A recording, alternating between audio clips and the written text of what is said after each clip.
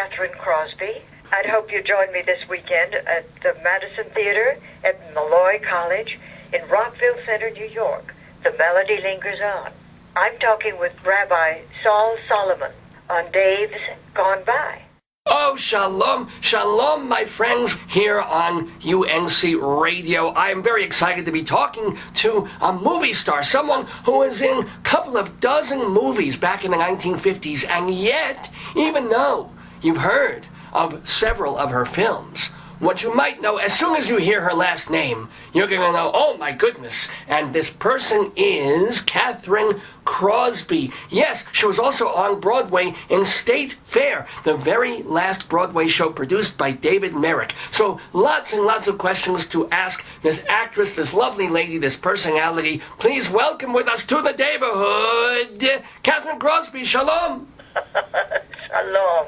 Thank you so much, Rabbi. It's lovely to be with you. Well, it is lovely to be with you, and I should mention that you can be with Kathryn Crosby this weekend, because at Malloy College's Madison Theater, that is in Rockville Center, near Dave's old stomping ground, you can catch The Melody Lingers On, the music of Irving Berlin, which Kathryn is in with a bunch of other people. And tell us a little about this show, please. Well, it's very exciting for me because 10 years ago, Rabbi, I helped produce the show in Los Angeles. Oh. And we just thought it was a little play. We would get it together and see what happened. And we got fabulous reviews. And I loved it. I was playing Ellen Berlin at that time and did all the dialogue that was going on. But we did the same songs we're going to do this time. Tom Briggs, who wrote State Fair, has rewritten it to employ more of the singers, more of the young students at Malloy College. And we're all working together to sing the great songs of Irving Berlin. Now, Ellen... Christmas, of course. Well, Ellen is not Mary Ellen Barrett, who is Berlin's daughter, who kind of wrote the book on the show, or is that Ellen Berlin? That was, I think, probably Mary Ellen Barrett. I've got the script somewhere in Los Angeles, but I don't have it here. Oh, sure. Well, I'm just doing the script we're doing here. Oh, great. No, well, that's what I'm saying is when you say Ellen Berlin, I don't recall whether Ellen Berlin was his wife or Mary Ellen Barrett, who is his daughter. She wrote the original. Ellen Barrett it would be, because she was his daughter. She's still living, and I got to be with her during State Fair. Oh, my God. Do you have any stories about talking with her about her dad? Or you might have known her dad, come to think of it. I did know her dad. He called us every Christmas. Oh. He and Bing were so close. They were very close together. And during World War II, Irving Berlin had his own USO show and traveled all over Europe and the Middle East. And Bing, of course, went during World War II to England and France and had a wonderful time singing on the back of trucks and walking up to the foxholes. And I think he got caught in the Battle of the Bulge at one point. And he had a Jeep driver who was taking him up to sing for some soldiers. And they kept seeing strange people were ducking behind burned-out chimneys, and there was a strange kind of helmet. And Bing asked the driver, "Do you know those helmets?" And he said, "No, sir, I don't." And he said, "Well, I have not seen any electric wires recently. Have you?" He said, "No, sir, I haven't." And so they turned around and advanced to the rear. And the commanding officer, when they got back to camp, was furious. He said, "Don't you know that is in enemy hands now?" And Bing said, "Well, we had it for a little while this morning." Would he tell these stories to you over the years? Because you were married to him for how long? For about 2 decades, was it? 20 years, yes. 20 years. My God. So is that, over the breakfast table or various times you ask him about, what was it like making this movie? Or what was it like touring, doing the USO and in war zones? Was he forthcoming about all those tales? He was. There were some wonderful stories that he told me about the actresses that he worked with and the actors that he worked with and the shows they did. But the USO shows were very precious to him. Well, what are some of your favorite tales, one or two, that he told you about people that he worked with? Well, Carol Lombard, of course, was lovely. And during the show that they did together, someone put some camphor in the back rub. Yes. and she came screaming out of the tent and went into the water on Catalina Island where they were filming, as it burned.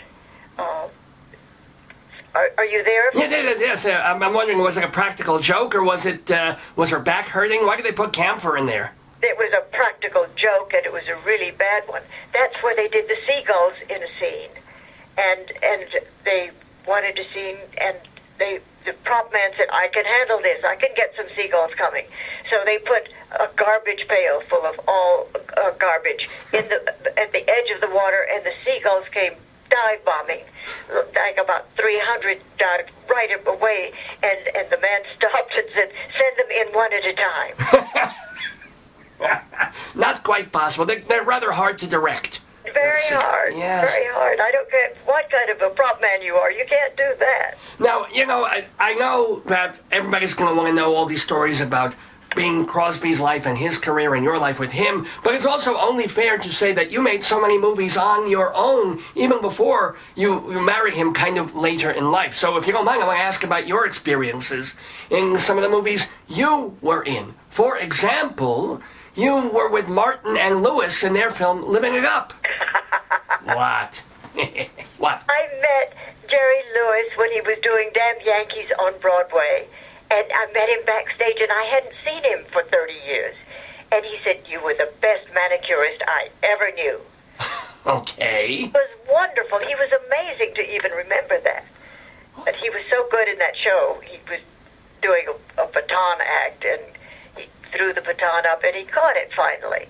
And he was very funny, always very funny. And Bing and Dean Martin were such good friends, and they made some movies together. And were they getting along reasonably well on Living It Up?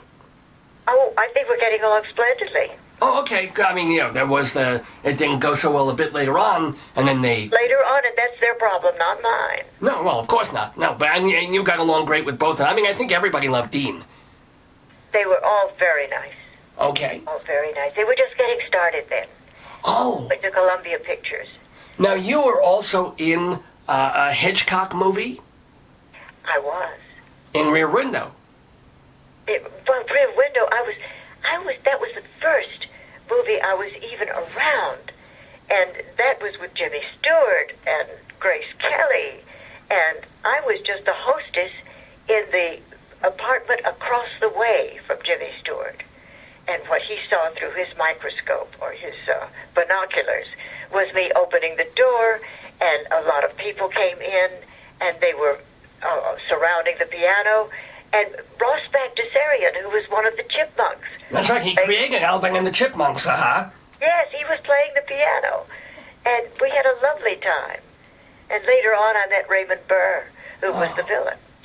But it was a lovely movie. Well, yeah, it's a classic film. I'm wondering, do you have any recollections of the way Hitchcock directed scenes? Any memories of him? I never was directed by Mr. Hitchcock. He was much too important for me. I was in one of the crowd scenes, that's all. I came in and opened the door. I did it well on the first take, so that was okay. All right. Yeah, I mean, that's true. So it was early in your career, and Hitch had, as you said, the bigger scenes to deal with. What about working on the movie My Sister Eileen, which ended up becoming also the Broadway musical Wonderful Town was based on that. And Jack Lemmon was in there, and Janet Leigh. Any memories from that? I have one fabulous memory from that. Oh, goody. It was a dance movie, and unlike Metro, where everybody took ballet and tap and all kinds of dance, we didn't do that at Columbia. But when My Sister Eileen was on, they had a dance instructor, and they had all the work. And Janet Leigh was famous because she was a turner. She could do spins. Like you see ice skaters that can do lots of spins. Well, Janet Leigh could do spins on her feet. She just did wonderful turns. And she was a good actress and very jolly and funny to be with. Oh, good. And what about Jack Lemmon? Jack Lemmon, I was able to work with him on Operation Mad Ball with Mickey Rooney and the divine Ernie Kovacs. Oh, come on! What a treat! You've got to have some stories about those three. Oh, absolutely, Ernie Kovacs uncle, just to know. And he sent me a note inviting me to dinner, and I accepted, and he sent me a dead orchid from the Colonel. Why? Well, because he wanted the Colonel not to be very chic. And then he sent me a bunch of roses from himself. Oh. And then his wife was coming out from New York. She was starring in Little Abner at that time. Edie Adams, right? Edie Adams, Yeah. yes. And we went shopping in Beverly Hills to get her all the wonderful clothes she could imagine and all the presents that he could give her when she got into town. And they had a lovely time. He was wonderful to work with. And what about Mickey Rooney? Mickey Rooney was very funny. Oh, good. Oh, Did good. a smaller part, but a really important part. And then when the Mad Ball came off, we did the ball, and it was shot at night. And they waited. They kept dancing and drinking and having a wonderful time until Mr. Cohn came on the set. And then they finished the scene quickly. Okay. All right. Now, speaking of also directors and things like that, and people that other folks have had terrible times with, you did not have a bad time at all with Otto Preminger when he was making Anatomy of a Murder. Yes. Well, he was fabulous with me. And, of course, I was interviewed for the role. And I went in and pulled a letter out of my purse and handed it to him. My agent was on one side, and his agents were on another side. But I just handed him a letter, and he read it, and I said, "Are there any problems?" And he said, "No, there are a couple of advantages." It was a letter from my gynecologist who said I was pregnant. Okay. But Wow. that I'd be fine working for it till I was at least 5 months along. So you were married. Were you married young in your career, and then you became an actress? Your first husband, I mean. Oh, I was married to Bing when I was 23. But I met him when I was 19, when I first arrived at Paramount. I was one of the newest starlets, and he was just your ordinary run-of-the-mill superstar. Now, here's the... Well, again, how did you... you've told this story many times, but how did you, quote-unquote, meet? I was walking by his dressing room. I was carrying some horsehair petticoats and a tennis racket, and he said, "Howdy, Tex, what's your hurry?" And I knew his voice. I mean, everyone in the world recognized his voice. And I just froze there. And I turned around, and he said, "Come in and have a cup of tea." So we went into his dressing room and had a cup of tea. And I asked him if he liked baseball, because I liked baseball. And he said, "Yeah, I do. I like it very much." I didn't know he owned the Pittsburgh Pirates. Right. And then I said, "Do you like horses?" And he said, "Oh, yeah, I do. We have a ranch up at Elko, and yes, I like horses." I didn't know that he had built Belmar Racetrack, but he had done that. And, of course, he liked horses. And could you tell even then that he was interested in you rather than just being cordial? Well, I left after about 10 minutes, and walking down the street, I thought, how did he know I was from Texas? But he knew that much anyway. And then after I did my next interview, on the set of White Christmas, he asked at the end of the interview if I'd like to have dinner with him Friday night. So I knew the answer to that one. Well, were you starstruck, or was at that particular moment, in the early stages, was it just being starstruck, or did you really have an interest in this much older guy? I was so comfortable with him. He made everyone feel so special. So comfortable. It was lovely. And how long was the courtship? 4 years, please. Oh, whoa. Why? That's enough courtship already. I mean... 4 years, my God. In this day and age, that's a marriage, a divorce, and remarriage, and another divorce. Exactly. So, why 4 years? Were you thought, oh, I'm so young, let me wait this out? Was your family okay with it? I was too young. Yeah. I thought I was too young. Everybody thought I was too young. I was the only one who didn't think I was too young. But I wasn't... If he didn't think it was right to marry me, his children were as old as I was. That's right. Were you worried specifically about suddenly becoming a stepmother? No, really not. They were grown people. Right. They were absolutely grown, and they were in service. And they got married about the same time we did. We were all having kids together. Wow. They were very nice to me. And I love it because Philip got his wife to go to my gynecologist, so we were all having babies. Wow. The showbiz.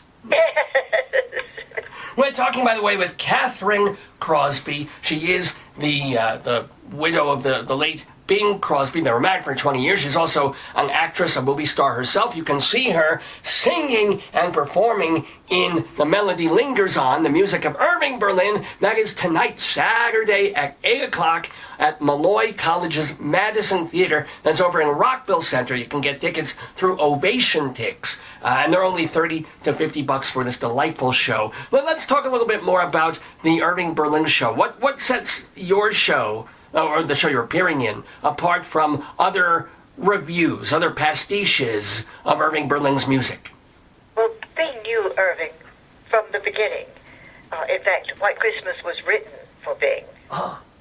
And the first time it was done was during Holiday Inn in 1942. And then White Christmas was done in 1955.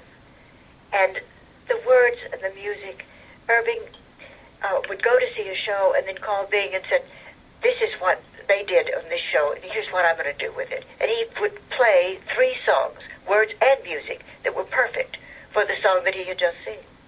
Huh. Irving was a genius. Someone said, what is his place in the American songbook? And the answer was, he was the American songbook. From literally the teens, the 19 teens, all the way up through, like, I Mean, Get Your Gun and beyond. Absolutely. Yes. So what songs do you sing in the show? I'm privileged to sing Alice Faye's first song, Alexander's Ragtime Band. Oh, wow. And it's just such... I remember her doing a benefit with Bing up at Reading when we had a little house up at Fall River Mills, and they were building a hospital, and Bing brought his friends up. And Alice Faye and Phil Harris... Phil Harris, yes. Yes, and he did some funny jokes. And then Alice sang Alexander's Ragtime Band, and she was the greatest. So I get to sing that. And then I sing I Love a Piano. Oh, yeah. I Love a Piano. Uh-huh. Yes, and It's a Lovely Day Today. And then I Love a Piano. Right. What else? Blue Skies. Oh, you get to sing Blue Skies. That's a great song. Yes, and then White Christmas. And at the end, there's no business like show business. Oh. And the song is ended, but the melody lingers on. That sounds like a pretty good show right there. Plus, we have all these other folks on stage doing other Irving Berlin numbers. That's terrific. Can I ask, in your years then, well, come to think of it also, when you married and were dating Bing Crosby, he really didn't want you to be a Hollywood person, a movie star. Was it tough for you to give up the movies? Because you were doing 4 or 5 movies a year. Yeah, but Barbara Walters asked me once, how could you give up everything? I said, I gave up nothing. I gained everything. Well, you're getting married, you had kids of your own with Bing. He was the most wonderful person. He was not hard to live with, We took walks. That was our big deal, to take a walk. He taught me how to fish. He taught me how to hunt. I assume golfing. I assume he taught you that. He eventually taught me that. And he was so good because I thought, oh, God, he's going to give me lessons and tell me what to do. He never told me anything. If I could just keep the ball going and catch up with him, that was fine. He never criticized me. And I loved that. And I eventually got pretty good. Now, the elephant in the room, and you've talked about this for many, many times, but I want to make sure that people hearing this interview who are thinking, wait a minute, this is not the Bing Crosby that we heard about all those years with a kid, with a book that he wrote, and the mean father and the beatings and stuff like that. It does sound like he was a different dad and husband than he might have been with his first quote-unquote family. Is that fair, or was the book all lies? I don't think Bing ever changed. I think he was always very gentle and very loving. And I think he was that way with his first children, too. So it was just this, one of his, was it Gary? Who was the son who wrote the angry book, the book like the Joan Crawford book of saying, my dad did this, he was a martinet, he beat me, da-da-da-da-da. And then even he recanted a bit of the book of saying, no, they won't publish it unless I spiced it up with a lot of crap that I made up. But, you know, you didn't see that he was a very, very strict dad even with your own kids? Oh, no. I was the one who spanked them every day. Every day? Why the hell were you spanking your kids every day? They deserved it. What were they? Wow, well, times were different. Yes, it's funny to be 82, and you have children that are sent off to be, ankle bracelet children in special schools because their parents don't discipline them. They don't know how to discipline them. My mother spanked me every day because I ran next door to Nancy Jim Slaughter's and read all her funny books. Why was that a spankable offense? Well, I was supposed to be home. Well, all right, but you still believe in a way in corporal punishment? Yes, I do. I mean, even today, even like, whack, whack, whack, not to draw blood or anything like that, but, my mom gave me a patch on the tuchus here and there, now and then. Do that. Well, you see, now you admit it. But it was a hand, it wasn't a belt, it wasn't, it was just hand usually does it. Yeah. A hand does it.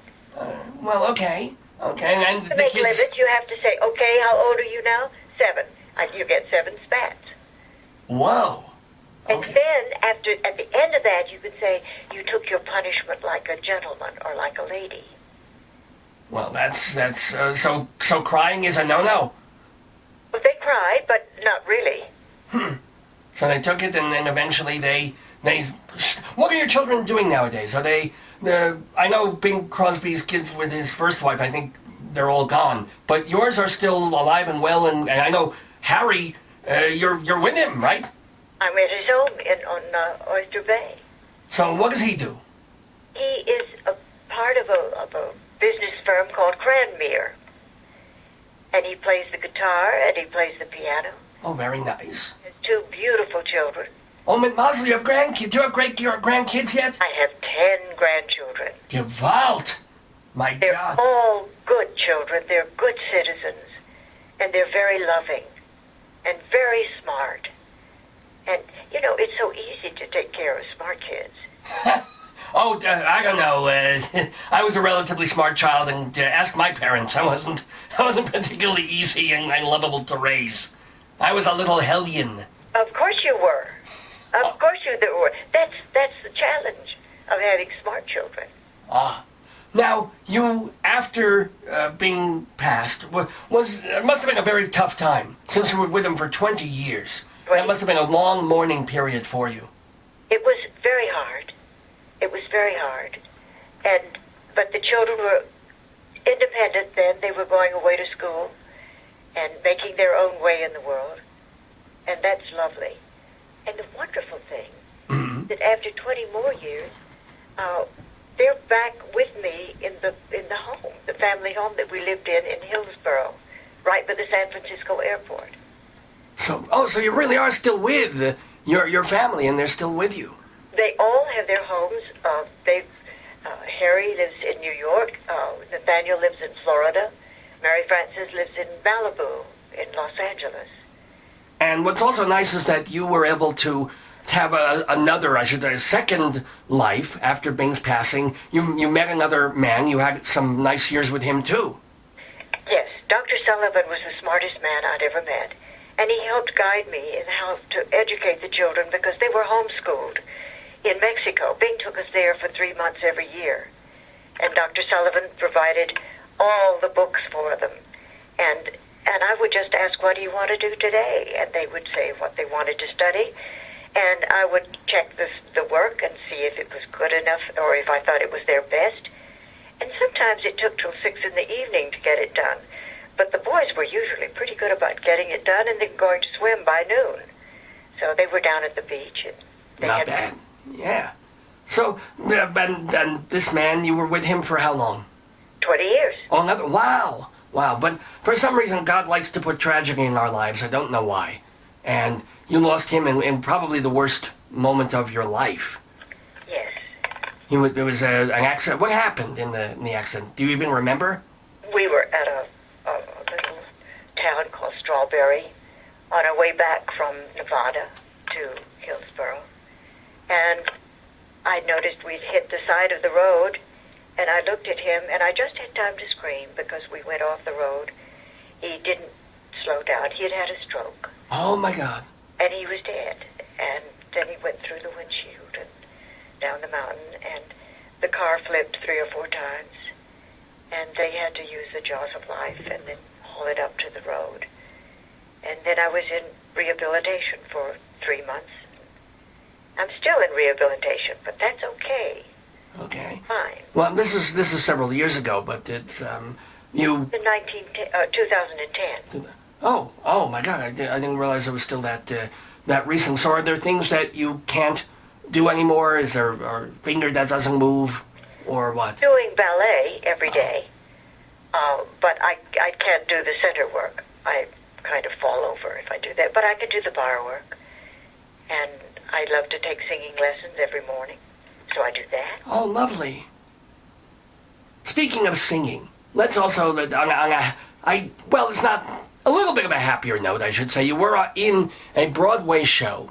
And this is Dave, who produces this radio program. He even saw State Fair and quite enjoyed it when it was on Broadway. I guess about 15 years ago, or 10 years ago. 10 years ago. Yes, 96. And as a matter of fact, John Davidson was on this radio program, and he was talking about the State Fair experience. And how was it for you? It was not a financial success, unfortunately, but Davidson said it was a very, very lovely experience otherwise. It was a wonderful time.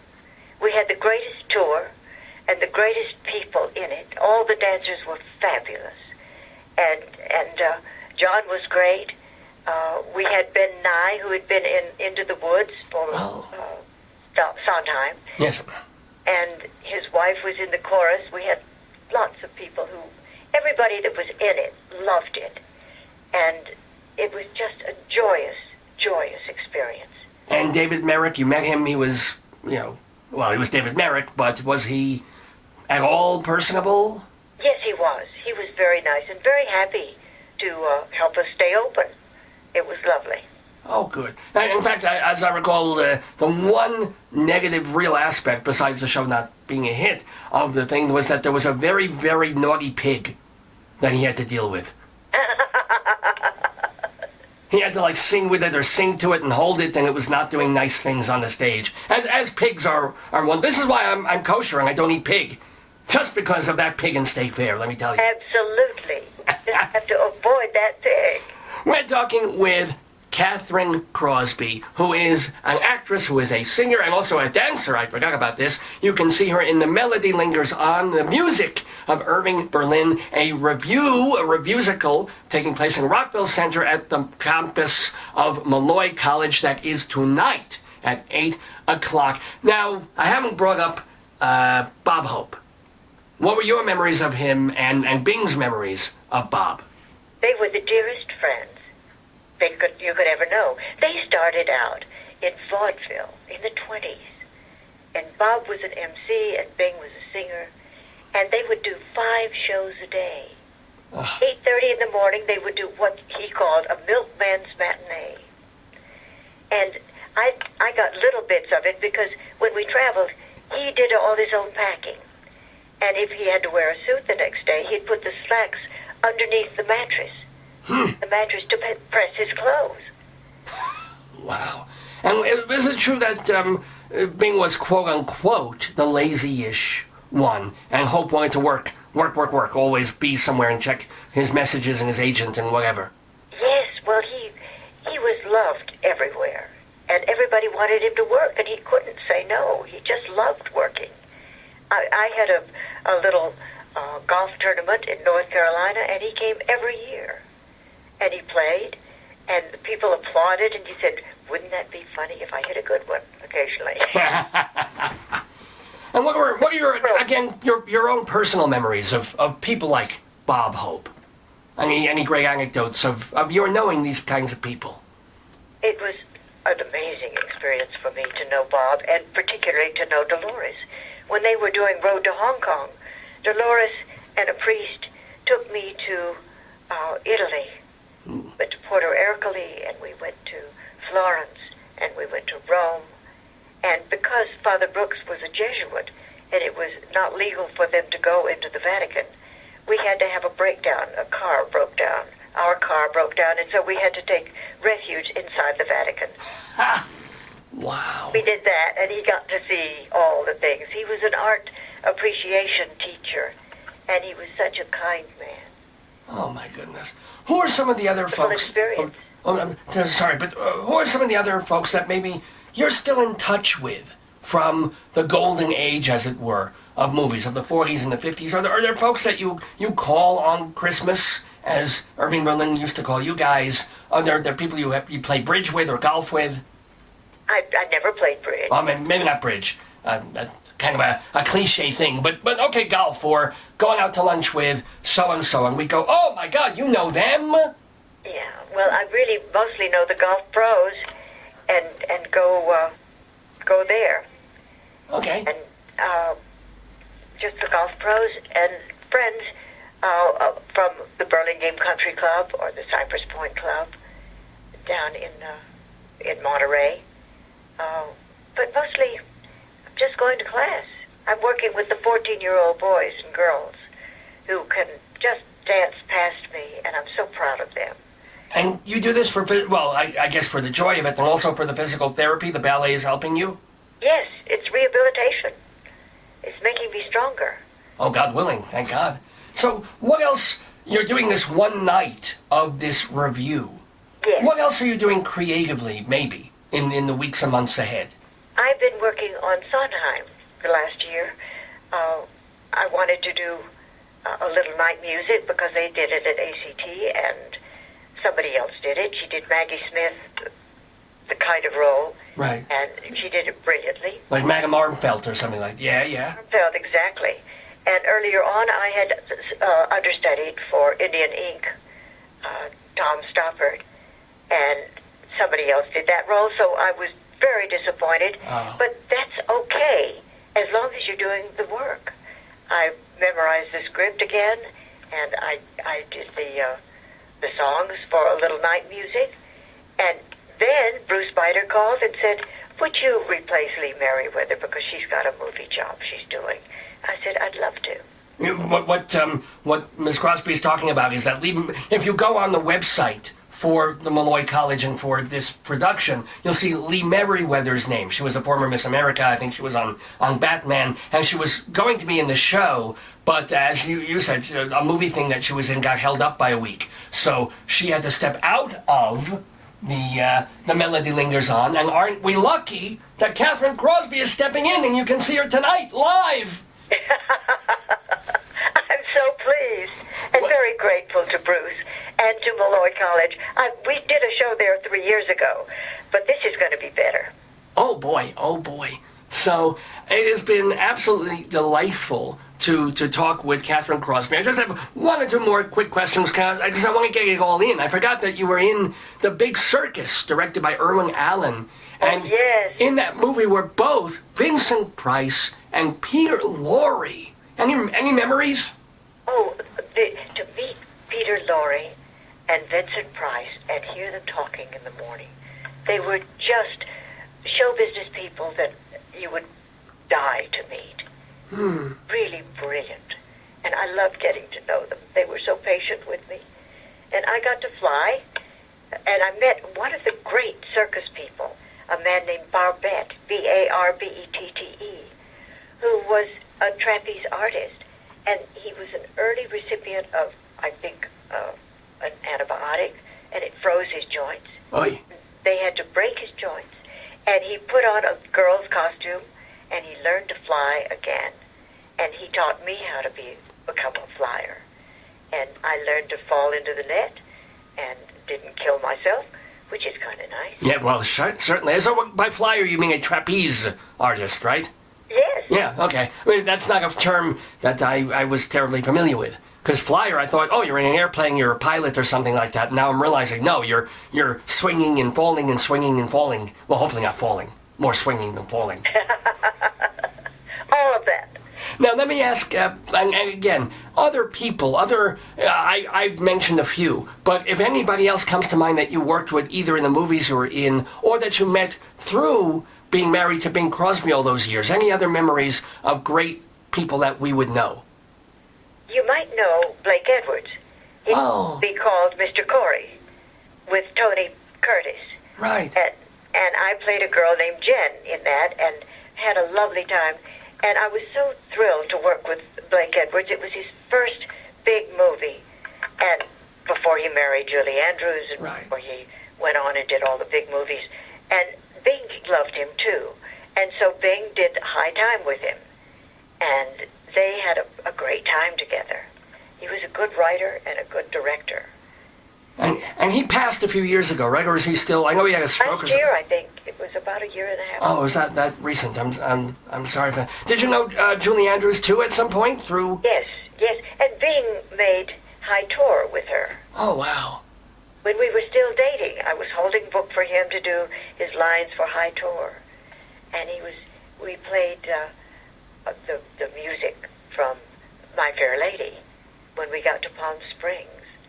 And she sang so pure. Well, yes. Beautifully. Can I ask what was Bing's favorite movie of his own? Well, it has to be High Society. Okay, I didn't know. All right. I thought it might be the one with Father Flanagan, or it might be White Christmas. I didn't know. Well, it should have been White Christmas, and it should have been Going My Way. And it should have been Bells of St. Mary. But he met Grace, and once you've met Grace, come on. Okay. Well, was she that magical? Yes, she was that magical. Well, yeah. And were there other major actresses of the time that you guys knew, or you knew, like, I don't know, Ingrid Bergman or Elizabeth Taylor, or the major? You would have met everybody. I met them at a couple of Christmas parties. David O. Selznick gave a great New Year's party, and we were there. And Jennifer Jones was the hostess, and what a beautiful lady she was. And that's when I met Judy Garland for the first time, and Elizabeth Taylor for the first time, and Merle Oberon, who I adored. She was so good. She gave me lessons in how to take care of Bing, because I think Bing might have wanted to marry her. I don't know, but she taught me how to make a dressed table, which made housekeeping a lot easier. Okay. I had all the junk under the table and put a big piece of fabric on top. And there you are. Oh, that's good to know. There's a helpful household hint. Yes.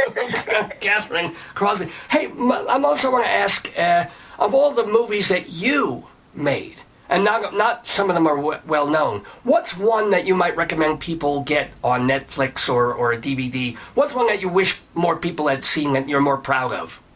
Well, I think The Seventh Voyage of Sinbad was pretty great. Okay. That was with who? Giving up on Bing Crosby totally. And Harry Cohn sent me to Spain to be the first original shrinking princess. Whoa. And Kerwin Matthew was my star. And he was very good and very kind. And Bing was really jealous of him, which is nice. So here's the deal, everybody. You can make it a Crosby weekend. First, you go see Kathryn Crosby tonight at Malloy College in the Madison Theater there in Rockville Center, doing The Melody Lingers On, the music of Irving Berlin. And then tomorrow, you get your Netflix, you do your Seventh Voyage of Sinbad, and maybe you rent a Bing Crosby movie too. You've got a wonderful weekend. And you have made this a wonderful weekend for me, Kathryn Crosby, by being with us in the Daybird. I thank you so much for your time, your gentility, your charm. Just a delight talking to you. Thank you so much, Rabbi. Shalom to you. Shalom.